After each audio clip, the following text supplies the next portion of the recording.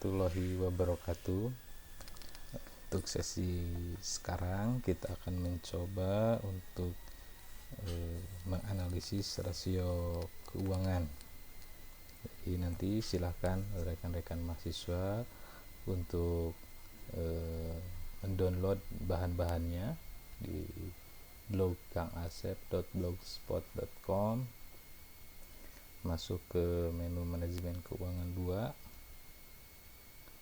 Nah, nanti di sini silakan untuk mendownload soalnya di sini ya.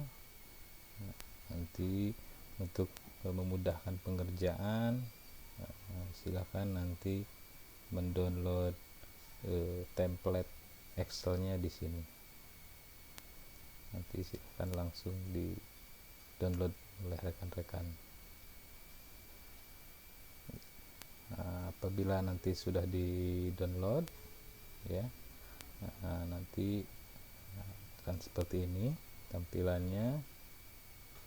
Oke, kita langsung saja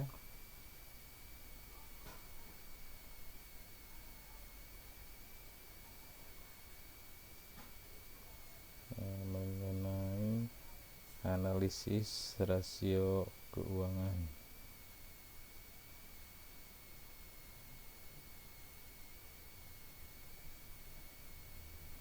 Oke, ini ya.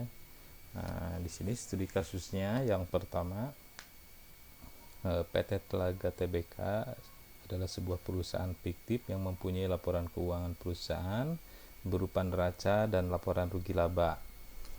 Data tersebut adalah seperti pada gambar berikut ini. Jadi di sini sudah disajikan datanya, data neraca, ya, kemudian data laporan rugi labanya sudah ada.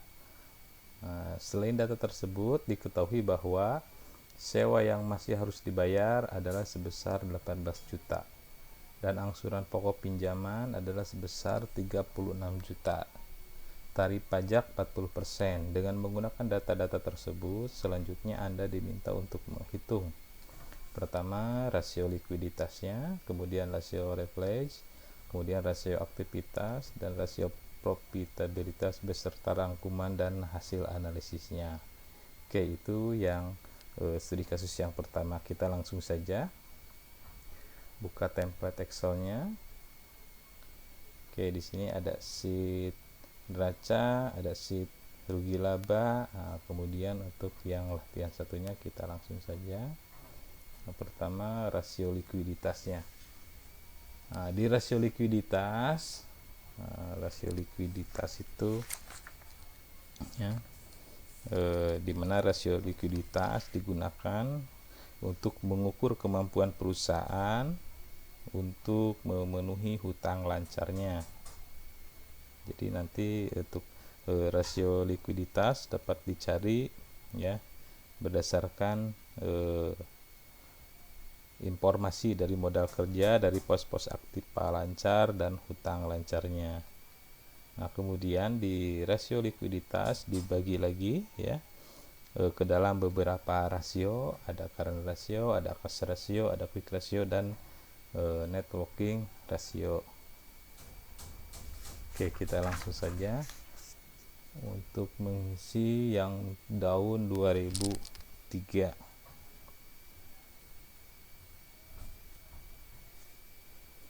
Ya, untuk current ratio sama dengan diambil dari neraca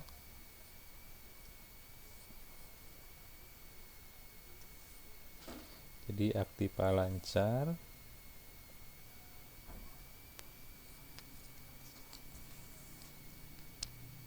ini jumlah aktiva lancar dibagi dengan jumlah hutang lancar. Oke, enter.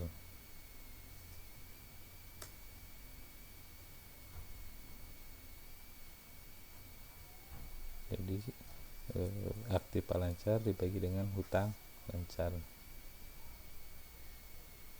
Oke, ini Oke, kalau bentuknya seperti ini nih bisa dipersenkan ya. Nanti ini dipersenkan bentuknya buat presentasi.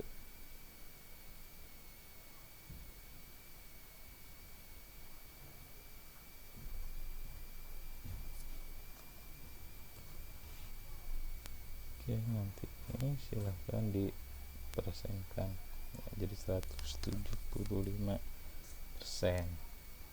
Nah, untuk yang 2004 nya juga sama dengan diambil dari neraca ya, jumlah aktiva lancar 2004 dibagi dengan hutang lancarnya.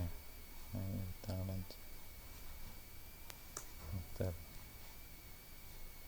Ini bisa semuanya diplot kemudian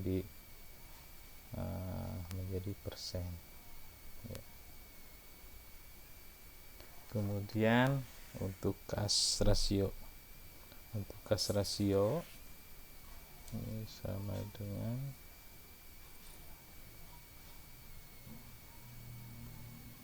kas rasio ini kas ya, kasnya dibagi dengan hutang lancar ya, jumlah hutang lancarnya. Enter. Nah, karena ini sebenarnya ada di sampingnya ya, sama dengan di neraca juga yang 2004 ada di sampingnya. Nah, ini bisa saja langsung ditarik ke pinggir. Nah, di drag ke pinggir. Oke, jadi langsung isinya sama. Kemudian untuk quick ratio sama dengan ini jumlah aktiva lancar ya. Jadi hasil dari jumlah pengurangan jumlah aktiva lancar dikurangi dengan persediaan ya, kemudian dibagi hutang lancar. Nah, ini juga sama, bisa di drag.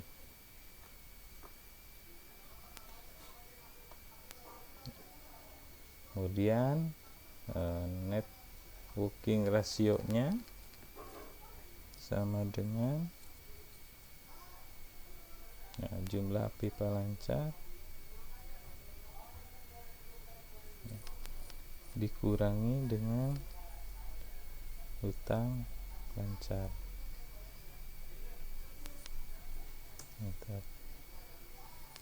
Oke, kalau ini tidak dibuat persen ya, yang ini number saja. Ini sama di drag pinggir ya.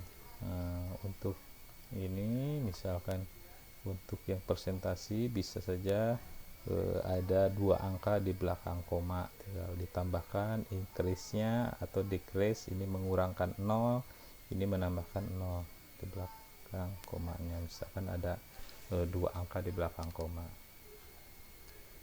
Oke, kemudian ini juga bisa pakai tanda pemisah ribuan. Nah, tinggal klik sini. Ini kurang lebar, nah, tinggal ditambah lebarnya. Oke, nah sekarang sudah diketahui rasio likuiditasnya ya. Nah, current ratio-nya 175,36% 2003, dan di 2004 ada kenaikan ya. Current ratio-nya menjadi 186,13%. Ini untuk rasio likuiditas ya. Oke, selanjutnya kita ke rasio leverage ya. Rasio leverage-nya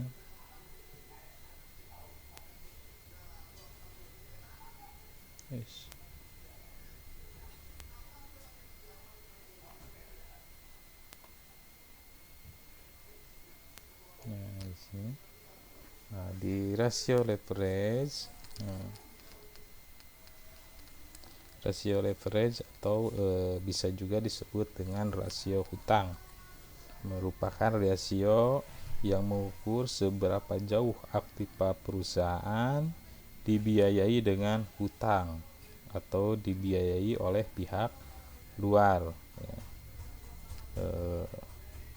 Dalam rasio leverage ya terdapat beberapa rasio, ya ada debt ratio, debt to equity ratio, fixed charge coverage, ya debt service coverage, time increase earned ratio. Kalau itu ada tanda X berarti berapa kali ya nanti hasilnya ya.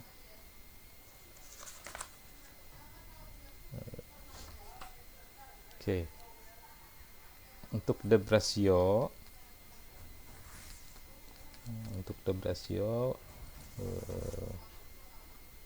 ini diisi dengan pembagian dari total hutang dan dibagi dengan total aktiva, sama dengan di sini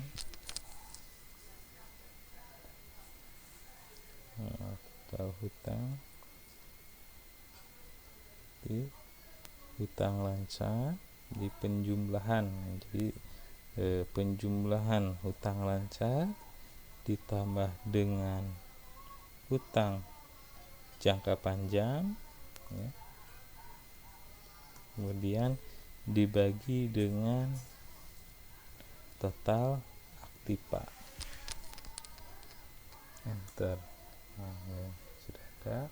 Yang 2004 nya tinggal di drag saja. Kemudian debt to equity ratio ya.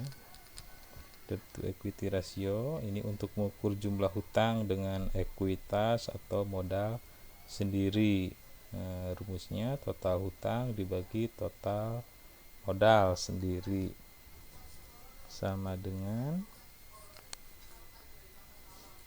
penjumlahan dari sama ya, total hutang jadi hutang lancar ditambah dengan hutang jangka panjang, kemudian dibagi dengan jumlah modal. Enter. Ini tinggal di drag ya, pinggir. Kemudian fixed charge coverage. Ini digunakan untuk mengukur seberapa besar kemampuan perusahaan untuk menutup beban ya, tetapnya termasuk pembayaran dividen saham preference, bunga, angsuran pinjaman dan sewa. Untuk ini rumusnya dengan kalau di rumusnya itu EBIT ya,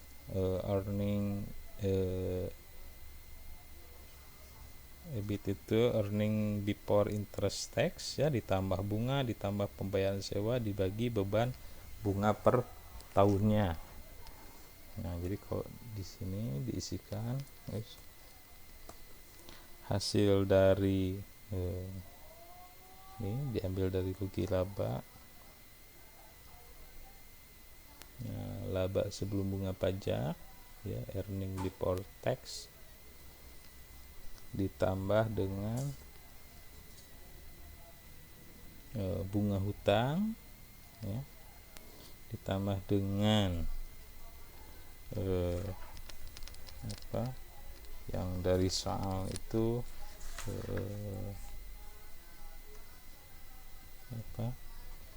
sewa ya, beban sewa ditambah beban sewa. Di sini ada beban sewanya ada 18 juta ya di soal. Jadi di sini ditambah 18 juta.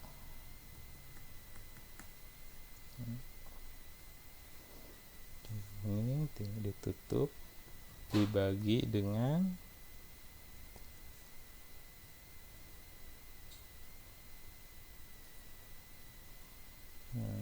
bunga hutang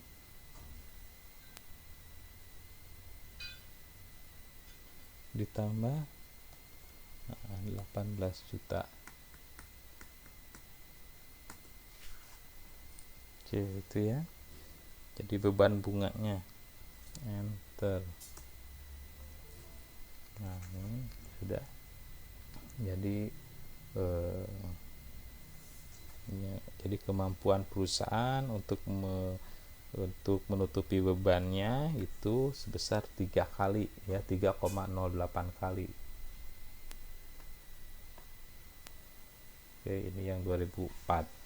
Selanjutnya debt service coverage ya, debt service coverage itu digunakan untuk mengukur seberapa besar kemampuan perusahaan untuk menutup beban tetapnya ya, termasuk angsuran pokok pinjaman. Untuk rumusnya itu earning before tax ya, dibagi dengan bunga plus sewa plus angsuran pokok pinjaman ditambah dengan pajaknya ya, bunganya. Oke, sama dengan ini, hasil dari ini laba sebelum pajak ya, dibagi hutang bunga ditambah 18 juta ditambah yang dari soal itu. Nah, yang ini angsuran pokok pinjamannya ya, angsuran pokok pinjamannya 36 juta dibagi dengan bunganya, bunganya persen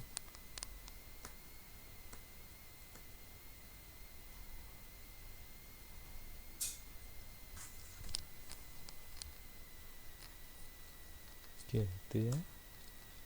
Nah, ini hasilnya. Ini yang 2004.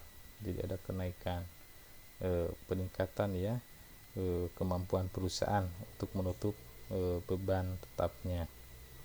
Kemudian sekarang time interest earned ratio digunakan untuk mengukur seberapa besar jaminan keuntungan yang digunakan untuk membayar bunga hutang jangka panjang. Nah, ini sama rumusnya earning before interest tax dibagi hutang jangka panjang sama dengan earning before interest tax, ini laba sebelum bunga dan pajak, dibagi dengan bunga hutang ya. Enter. Oke, sama ya, ada peningkatan dari tahun 2003 ke tahun 2004 ya. Oke, jadi itu sudah diketahui untuk rasio leverage-nya ya. Selanjutnya kita beralih ke rasio selanjutnya ya, ke rasio aktivitas ya.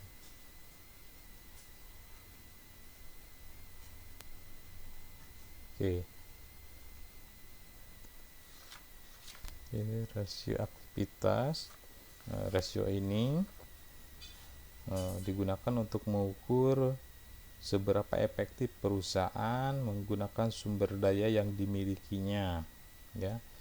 Kemudian jadi sejauh mana efisiensi perusahaan dalam menggunakan aset untuk memperoleh penjualan ya. Jadi nanti kemudian di dalam rasio ini terdapat beberapa rasio ya, ini diantaranya periode pengumpulan piutang ya, periode perputaran aktiva tetap, perputaran persediaan, dan perputaran total aktiva. Oke, kita langsung saja mengisi berapa periode pengumpulan piutang ya. Ini sama dengan ini hasil dari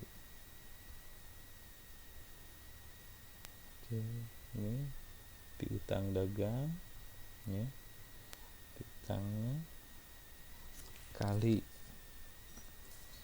kali hari ya, jumlah hari dalam satu tahun. Jadi untuk harinya kita tentukan saja, dalam satu tahun itu kita tentukan 360 hari ya. Kemudian dibagi dengan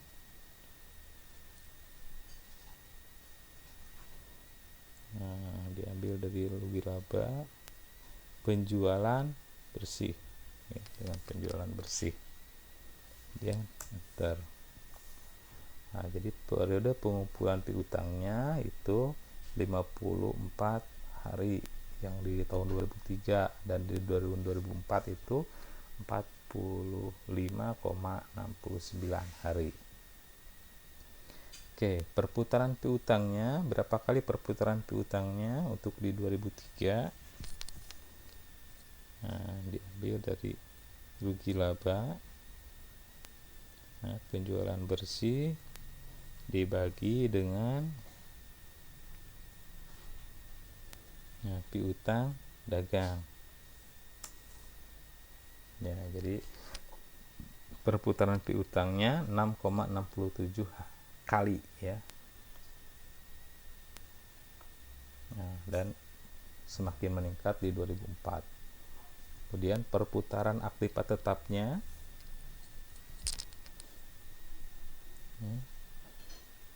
penjualan bersih dibagi dengan total aktiva tetap.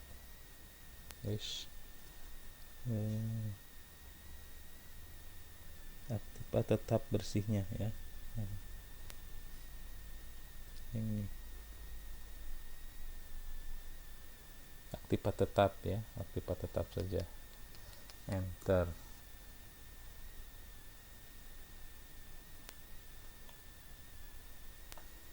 Oke, selanjutnya perputaran persediaan.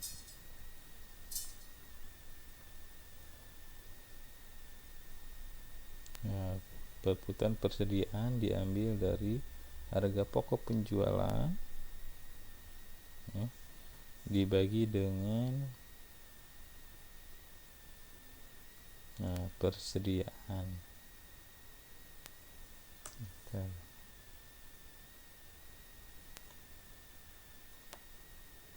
Oke, selanjutnya perputaran total aktiva. Sini penjualan bersih dibagi dengan total aktiva.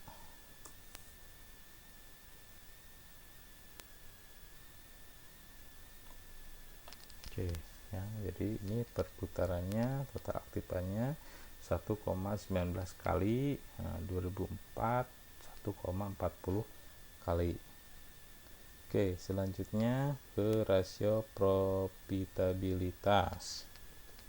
Untuk rasio profitabilitas ya, rasio ini merupakan rasio untuk mengukur seberapa besar kemampuan perusahaan untuk memperoleh laba, baik dalam hubungannya dengan penjualan, aset maupun laba dan modal sendiri. Kemudian di sini ada beberapa rasio ya. Dalam rasio profitabilitas ada gross profit margin, net profit margin, return on investment, return on equity, dan rentabilitas ekonomi.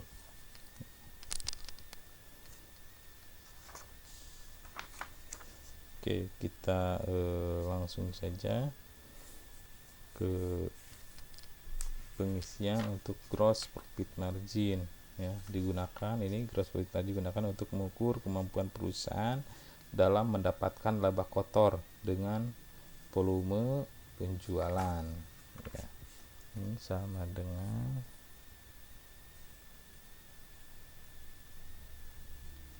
Nah, laba kotor dari rugi laba ya dibagi dengan penjualan bersih. Nah, tarik ke tahun 2004. Kemudian ada net profit margin ya. Nah, net profit margin digunakan untuk mengukur laba bersih sesudah pajak dibandingkan dengan volume penjualan. Ini sama dengan laba setelah pajak ya, dibagi dengan penjualan bersih. Nah, tinggal di drag untuk tahun 2004. Kemudian return on investment.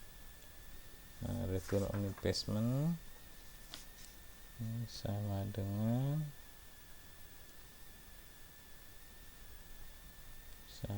laba setelah pajak ini dibagi dengan total aktiva ya.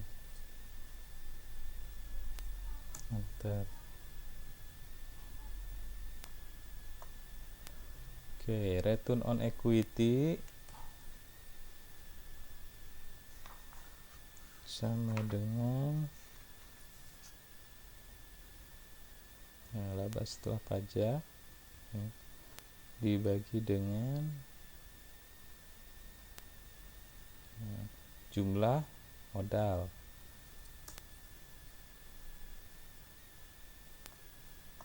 Selanjutnya rentabilitas ekonomi. Nah, untuk rentabilitas ekonomi sama dengan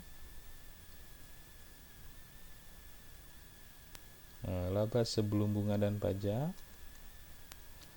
dibagi dengan total aktiva.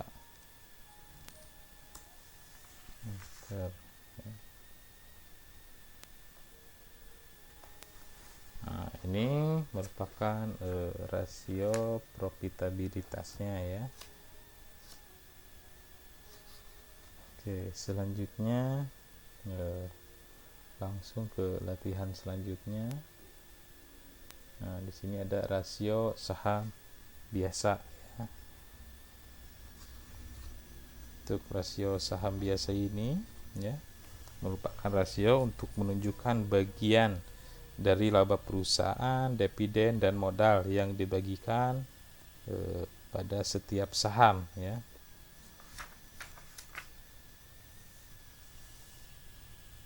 Nah, yang pertama kita mengisi yang earning per share ya dalam bentuk rupiah. Nah, di sini digunakan untuk mengukur besarnya laba yang diberikan kepada pemegang saham. Ini sama dengan hasil dari ya, pengurangan laba setelah pajak ya, labanya dikurangi karena tidak ada ya pajaknya di sini 0 saja. Kemudian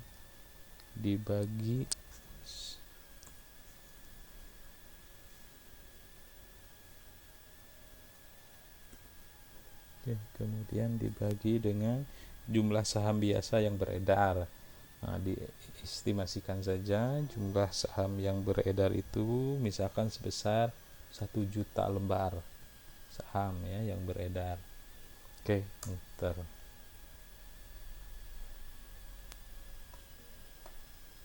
Oke, selanjutnya price earning ya. Di sini diestimasikan price earning.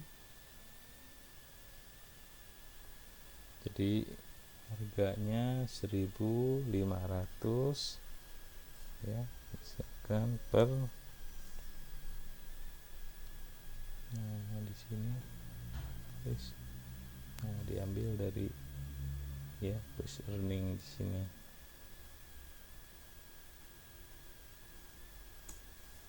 Jadi harganya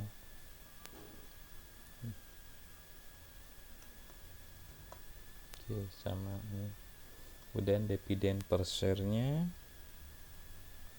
dividen per share gunakan untuk menunjukkan seluruh pembayaran dividen dalam angka per saham, sama dengan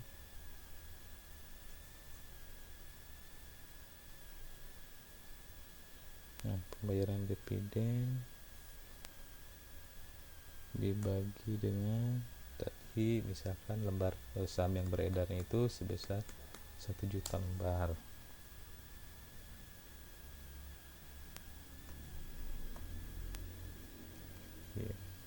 Kemudian dividen yield ya, dividen yield ini dividen yield digunakan untuk menunjukkan tingkat penghasilan berjalan yang diperoleh dari investasi saham suatu perusahaan. Ini sama dengan ini yang di atasnya dibagi dengan harga sahamnya ya.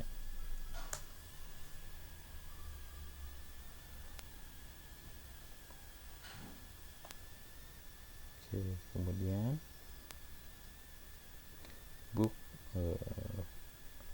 value per share ya, digunakan untuk menunjukkan nilai buku perusahaan, yakni aktiva dikurangi dengan total utang ya yang dihitung untuk setiap sahamnya. Ini sama dengan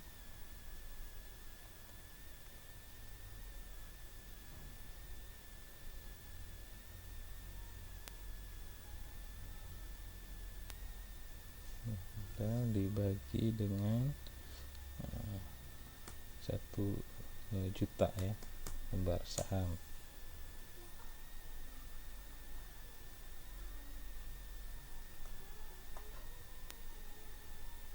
Price to book value ya, untuk menunjukkan apakah harga saham harga pasar ya diperdagang di atas atau di bawah nilai buku saham tersebut.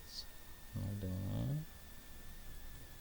1.500 itu adalah harga pasar ya, harga pasar saham dibagi dengan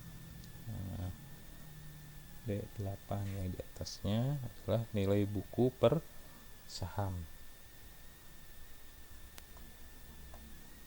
Oke, ini sudah diisi ya semuanya rasio-rasionya. Nah, kita lanjut ke simpulannya ya. Ini tinggal ambil saja data-datanya dari latihan 1 sampai latihan 5 ya. Jadi sama dengan di sini kita ambil saja guys.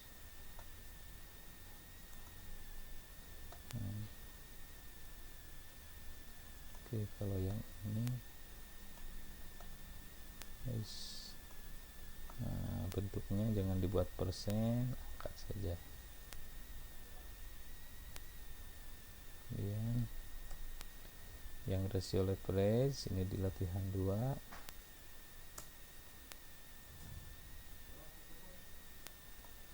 Oke, kita di drag saja. Yang rasio aktivitas pun sama di latihan 3.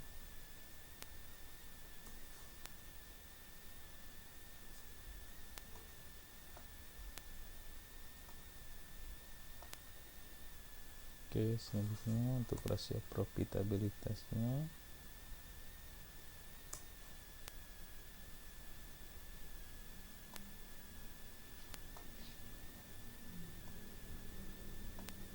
ya, Selanjutnya rasio saham biasa.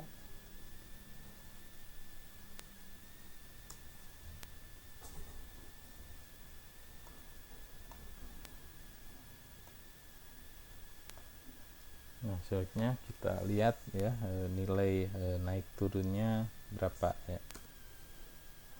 Oke, sama dengan yang tahun 2004, data tahun 2004 dikurangi hasil yang 2003. Tinggal di drag ke bawah.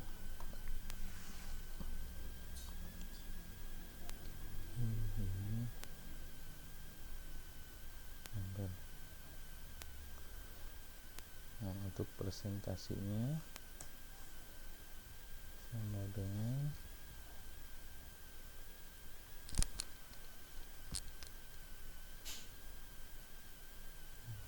ini bisa di presentasinya sama dengan nilai ini dibagi 2003.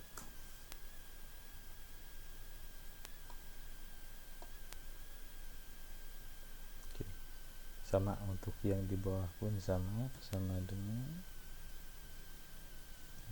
ini dibagi 2003.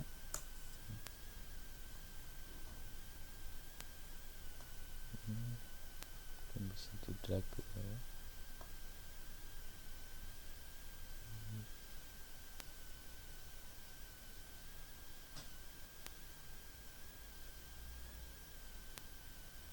Ini dikosongkan saja.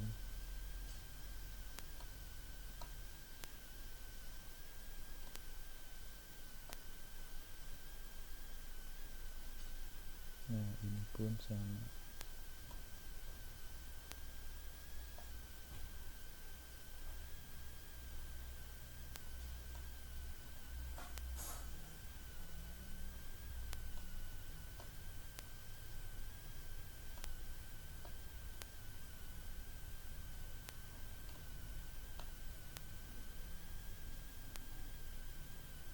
Ya, ini hasil dari perbandingan ya, perbandingan rasio dari tahun 2003 dengan 2004. Oke, oh maaf di sini ada kesalahan ya. Ini harusnya jangan dibagi tapi dikurangi ya. Nah, ini harusnya dikurangi bukan dibagi. Nah, dikurangi. Ya, ini tinggal di drag ke bawah. Ya, ke bawah saja di drag.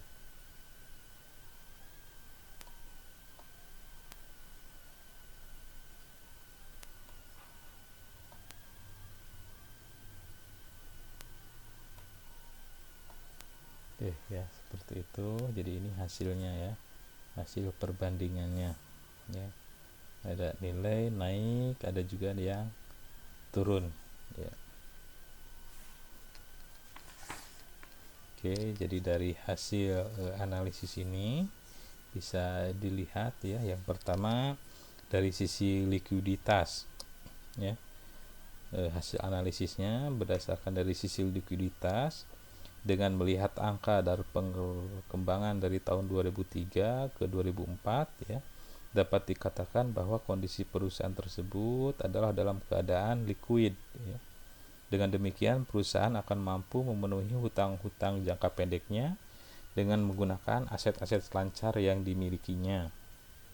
Selain itu terdapat perbaikan yang cukup signifikan dari tahun 2003 ke 2004 yaitu dari sisi likuiditas. Kemudian dilihat dari sisi rasio leverage ya. Dari analisis debt ratio dan debt to equity ratio terlihat komposisi hutang baik terhadap total aktiva maupun terhadap modal sendiri masih dapat dikatakan aman ya. Namun demikian perlu diwaspadai karena terjadinya presentasi yang semakin naik dari 2003 ke 2004 ya. Namun demikian jika dilihat dari time interest ratio, fixed charge coverage, debt service coverage, terlihat bahwa perusahaan mampu menanggulangi bebannya dan menunjukkan gejala yang positif. Jadi ada kenaikan dari 2003 ke 2004 ya. Kemudian dari sisi rasio aktivitas, dari analisis aktivitas dapat disimpulkan bahwa perusahaan mempunyai kemampuan yang cukup baik dalam menggunakan sumber daya yang dimilikinya, sehingga dapat menghasilkan penjualan dan keuntungan. Selanjutnya dilihat dari rasio profitabilitas. Dilihat dari rasio profitabilitas secara umum dapat dikatakan bahwa perusahaan ini mampu menghasilkan laba dengan baik. Selain itu juga menunjukkan bahwa terjadi peningkatan laba dari tahun 2003 ke 2004. Selanjutnya dilihat dari rasio saham biasa, ya, terlihat bahwa terdapat kenaikan laba perusahaan sehingga laba per saham dan pembayaran dividen saham biasa untuk per lembarnya juga mengalami kenaikan. Ya, rasio nilai per saham menunjukkan bahwa 2003 itu 505 ya rupiah, sedangkan di pasar diperdagangkan pada harga 1.500 ya. Dapat dikatakan bahwa saham ini overvalued ya, sehingga memperoleh capital gain ya. Sedangkan dilihat dari price to book value, terlihat bahwa saham ini diperdagangkan sebesar 2,97 kali dari nilai buku saham tersebut. Pada tahun 2004 saham diperdagangkan sebesar 4,72 kali dari nilai bukunya ya. Dari contoh kasus tersebut ya, manajemen dapat melihat kecenderungan dari kedua tahun tersebut, yaitu dengan melihat angka-angka yang ada pada masing-masing riset tersebut ya. Namun demikian terkadang hanya dengan melihat angka kurang begitu efektif dibandingkan dengan kalau menggunakan grafik. Oke, jadi untuk latihan-latihan selanjutnya nanti kita akan melihatnya dengan menggunakan grafik ya, supaya bisa melihatnya lebih jelas ya. Nah, untuk studi kasus ini ya kita cukupkan sampai di sini. Kita akan bertemu lagi dalam sesi-sesi selanjutnya. Terima kasih. Billahi taufiq wal hidayah. Wassalamualaikum warahmatullahi wabarakatuh.